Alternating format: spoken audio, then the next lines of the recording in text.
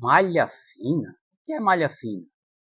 Para você entender o que é a malha fina da Receita Federal, é importante você saber que todos os anos várias entidades encaminham informações para a Receita Federal.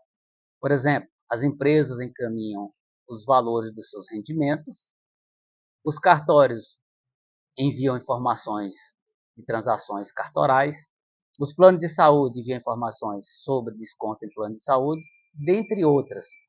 Quando você faz sua declaração, a Receita Federal faz uma comparação entre as informações que você colocou na sua declaração e essas informações enviadas pelas entidades.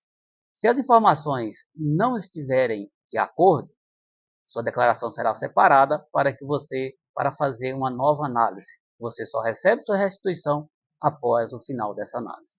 Cuidado ao enviar sua declaração. Grande abraço.